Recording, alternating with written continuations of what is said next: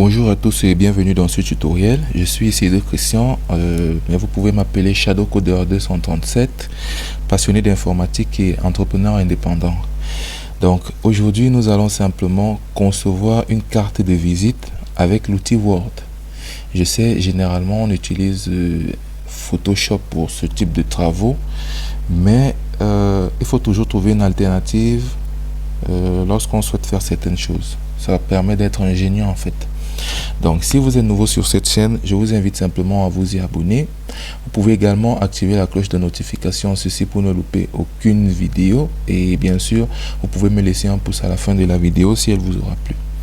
Donc sans plus tarder, nous allons passer rapidement à la pratique. D'abord, nous allons créer un nouveau document Word. Comme ceci, on fait un clic droit à l'écran, on va sur Nouveau et on cherche document Word. Document Microsoft Word, très bien. Voilà notre document.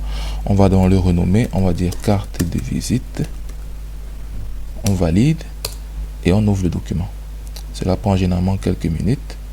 Voilà, notre document est donc ouvert.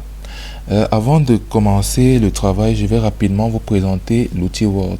Ce sera la moindre des choses, vous sachez au moins dans quel environnement vous vous déployez. Très bien. Donc, notre environnement Word regroupe essentiellement 7 parties.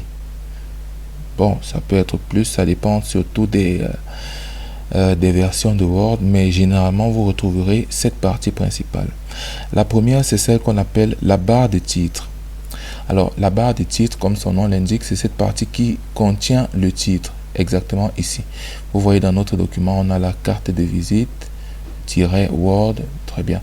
Donc la barre de titre, c'est cette partie toute située à ce niveau là. Donc on a ensuite le ruban. Le ruban, c'est donc cette partie qui regroupe nos onglets. Comme onglet ici, nous en possédons 9 essentiellement. Ça dépend des versions. Généralement dans certains on peut avoir 10 onglets, mais sur cette version nous avons 9 onglets.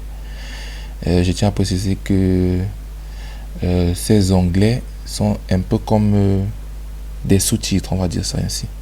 Donc nous avons l'onglet fichier, voilà, qui nous permet de créer un nouveau fichier, d'ouvrir un fichier, de l'enregistrer, d'imprimer, de le partager, de fermer, voilà.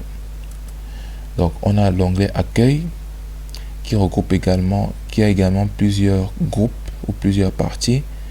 On a l'onglet insertion, l'onglet création, l'onglet disposition, l'onglet référence, l'onglet publier postage, l'onglet révision et l'onglet affichage. Très bien. Ensuite, on a la barre d'accès rapide. La barre d'accès rapide, c'est cette partie-ci, où il y a une flèche avec une barre au-dessus, une flèche descendante. Lorsqu'on clique dessus, c'est vraiment, comme son nom l'indique, elle nous permet d'accéder rapidement à certaines fonctionnalités, notamment l'enregistrement, création d'un nouveau dossier, la création d'un courrier électronique, l'impression, voilà, dessiner un tableau, mode tactile de la souris, etc. Donc c'est la barre d'accès rapide. Ensuite, on a la barre de défilement. La barre de défilement, c'est cette partie tout à droite qui vous permet de monter ou de descendre de la page selon l'agrandissement de notre page à ce niveau. Donc si par exemple on diminue notre page à ce niveau, voilà, vous voyez la barre de défilement a disparu parce que notre document se voit entièrement. Mais si on augmente le zoom de la page, notre barre de défilement apparaît automatiquement pour nous permettre de relier la partie du haut à la partie du bas le plus rapidement possible. C'est notre barre de défilement. Très bien. Donc après notre barre de défilement, nous avons on va dire notre zone d'utilisateur.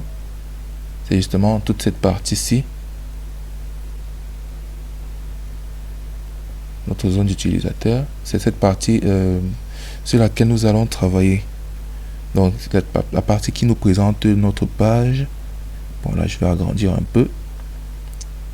Moi j'aime bien quand ma page a un peu plus de zoom, ça me permet de voir mieux certains détails. Très bien, donc voilà notre zone d'utilisateur. Et maintenant on a la barre d'état. La barre d'état, comme son nom l'indique, c'est cette partie qui nous présente l'état de notre page. Là, par exemple, elle est située tout en bas ici. On a la page 1 sur 1. Donc, c'est le nombre de pages qu'on utilise. On n'a aucun mot. Mais si on essaye d'ajouter des mots, voilà, on a un mot qui affiche déjà. Et il nous dit également si ce mot présente des erreurs qu'on peut corriger. Voilà. On a la langue, on a la partie, enfin, la partie qui nous permet de zoomer ou de dézoomer notre page. Donc, voilà un peu présenté de façon succincte notre page Word. Donc, sans plus tarder, nous allons passer à la reproduction de notre travail. Donc, je vous donne rendez-vous dans le prochain chapitre pour la première partie de notre travail.